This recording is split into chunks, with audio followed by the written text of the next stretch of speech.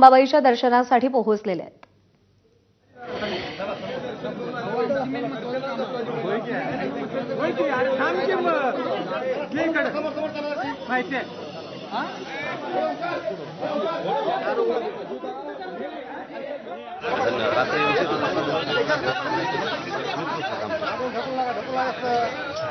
मगाशी काय सांगाल तू रे? थांबय की audio check check check audio check check काय का रे? अरे ऑडिओ आहे काय?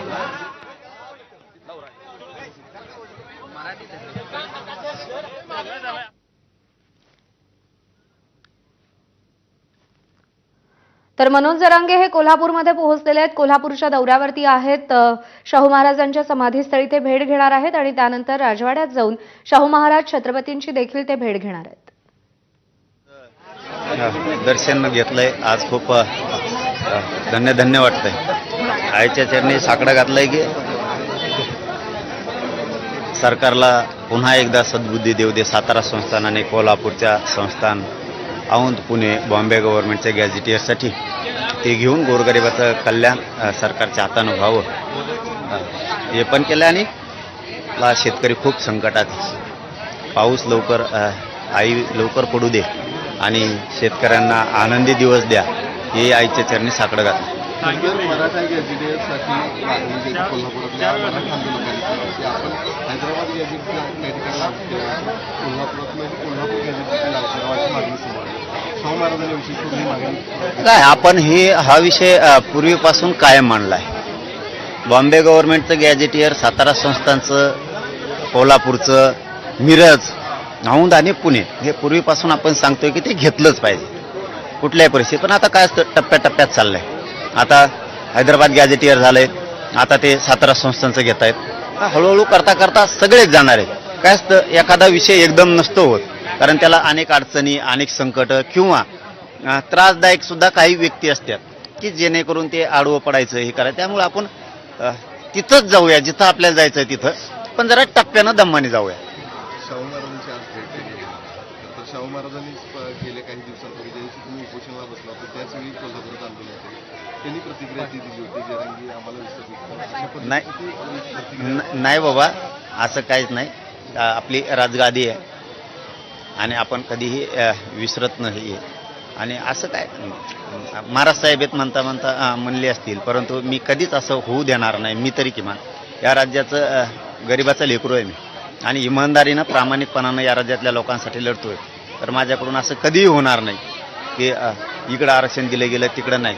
समावेशक होणार, राज्यातल्या सगळ्या मराठ्यांना आरक्षण मिळेपर्यंत मी थांबणार नाही। हा, हे तर खरीच गोष्ट आहे की महाराज साहेबांनी हक द्यावी आणि आम्ही उभा राहावं। त्यांनी सांगितलं एकदा यायलाच लागतं, म्हणजे येतो। तब्येत बरी लागली की येतो, कारण हॉस्पिटलला होतो उपोषण सुटल्याच्या नंतर।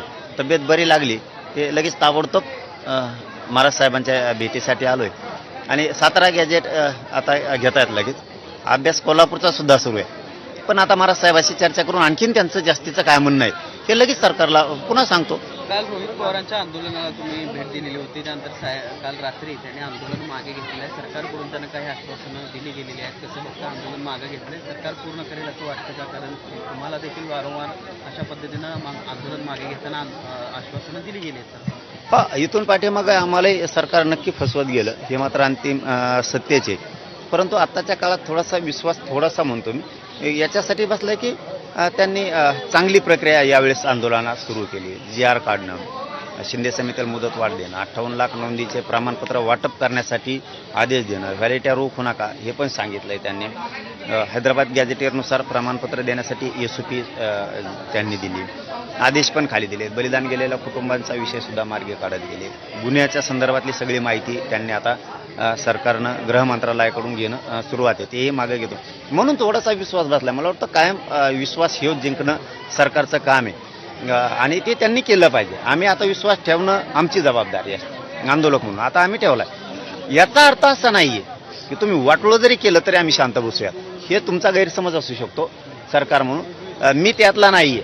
एखादी गोष्ट दिली आणि मग नुसतंच तुमचं आभार मानत राहणार, उदं करत राहणार। नक्की तुमचं उदं करणार, नक्की तुम्ही केलेल्या कामाचं श्रेय नक्की तुम्हाला देणार, पण फसवलं तर सोडणार सुद्धा नाहीये हे मात्र लक्षात ठेवायचं। कारण तुम्हाला जर कायम मराठा समाजाचा चेहऱ्यावरती आनंद ठेवायचा असेल तर तुम्ही केलेले कामं